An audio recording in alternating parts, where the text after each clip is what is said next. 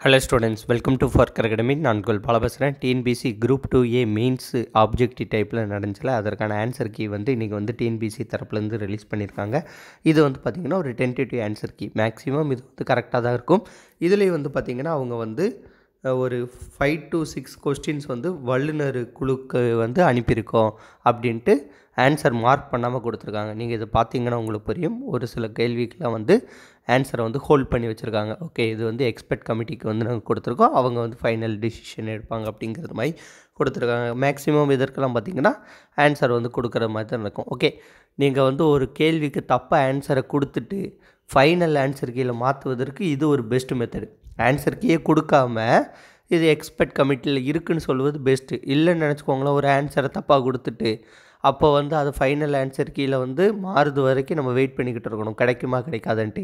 இப்படி ஹோல்டு பண்ணி வைக்கிறது எக்ஸ்பர்ட் கமிட்டிக்கு போயிருக்கு அப்படின்னு சொல்லுவது மூலமாக என்ன நடக்கும்னா, நமக்கு ஓகேப்பா அந்த கேள்வியை விட்டுட்டு நம்மளால் மார்க் வந்து எல்லாருனாலையும் வந்து கால்குலேஷன் வந்து பண்ண முடியும். ஸ்க்ரோல் பண்ணி பார்த்தீங்கன்னா உங்களுக்கு தெரியும், இது தமிழ் இருக்குது. நான் தமிழ் அண்ட் இங்கிலீஷ் 2 பிடிஎஃபோடைய லிங்க் வந்து கீழே டிஸ்கிரிப்ஷனில் கொடுக்குறேன். இந்த போட்டிருக்காங்க பார்த்தீங்களா, இங்கே வந்துச்சுல ஒரு ரெட் கலரு. இப்போ இந்த இருக்கா, வேறுபட்ட ஒன்றை தேர்ந்தெடுக்க அப்படிங்கிறது கேள்வி வந்து என்ன கேள்வி போட்டிருக்காங்க. இக்கேள்வி மற்றும் விடை இறுதி முடிவிற்காக வல்லுநர் குழுவின் முன் வைக்கப்பட உள்ளது. This question and answer are to be placed before the expert committee or final decision. அவங்க கடைசி முடிவு எடுப்பதற்கு முன்னாடி இப்படி வைக்கும்போது என்ன ஆகிறது, ஒரு 6-7 கேள்வியை எல்லோரும் கழிச்சிட்டு தான் சொல்லுவாங்க. ஓகே, இப்போ ஒரு 6 கேள்வி இருக்குன்னா 194க்கு எத்தனைன்னு எல்லோரும் கால்குலேட் பண்ணும்போது அது ஈஸியாக இருக்கும். அது தப்பாக ஆன்சரை கொடுத்துட்டு அதற்கப்புறம் கடைசியில் வந்து ஆன்சரை மாற்றும் போது அது எல்லாருக்கும் வந்து கடைசி வரைக்கும் ஒரு ப்ரெஷராகவே இருக்கும். என்னடா நம்மளுக்கு கிடைக்குமா கிடைக்காதா அப்படிங்கிறது மாதிரி இருக்கும். ஸோ இது ஒரு நல்ல முடிவு. இதே மாதிரி அடுத்த குரூப் 4க்கெலாம் வந்து வல்லுநர் குழுக்கு அனுப்புனாலும் சரி, ஆனால் தப்பாக ஆன்சர் கொடுக்காமல் இருந்தால் நல்லது. டிஎன்பிசி கண்டிப்பாக 200க்கு 200 கொஸ்டின் கரெக்டாக எடுக்க மாட்டாங்க.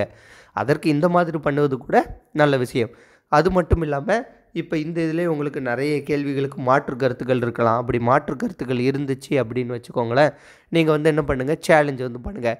சேலஞ்ச் பண்ணுறவங்களுக்கு மட்டும்தான் கிடைக்குமா அப்படின்னு கேட்டிங்கன்னா கிடையாது. சேலஞ்சு வந்து எல்லோரும் பண்ணுங்கள், கரெக்டான சோர்ஸ் எடுத்து பண்ணுங்கள்.